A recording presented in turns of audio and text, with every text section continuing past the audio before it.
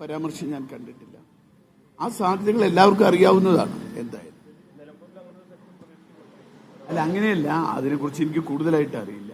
എന്തായാലും അതായത് CPM RSSുമായി ജനസംഘവുമായി അല്ലെങ്കിൽ ജനസംഘമടങ്ങുന്ന ജനതാ പാർട്ടിയുമായി ഒക്കെ വളരെ നേരത്തെ തന്നെ പല സഖ്യങ്ങളും ഉണ്ടാക്കിയിട്ടുണ്ട്.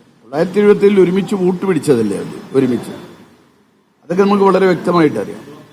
പാലക്കാട് T. ശിവദാസമേനോന് വേണ്ടിയിട്ട് LK അഡ്വാനി ആയിരുന്നു അന്ന് വന്ന് തെരഞ്ഞെടുപ്പ് കൺവെൻഷൻ ഉദ്ഘാടനം ചെയ്തു.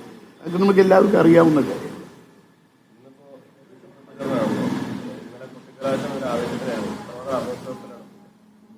നിങ്ങൾ കണ്ടല്ലോ, ഇതൊക്കെ ഞാൻ പറഞ്ഞു തരേണ്ട കാര്യമില്ല. ഇന്നലെ നിങ്ങൾ കണ്ടല്ലോ, നിങ്ങൾ ഓരോന്നും നിങ്ങൾ കണ്ടുകൊണ്ടിരിക്കുക.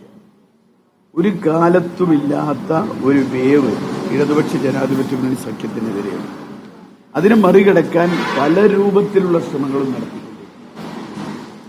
പല സാധ്യതകളും, വിവാദങ്ങൾ ഉണ്ടാക്കുക, എല്ലാ വിഭാഗങ്ങളെയും ഇതേപോലെ സഖ്യങ്ങളും ഇതൊക്കെ ശ്രമിക്കുന്നുണ്ട്.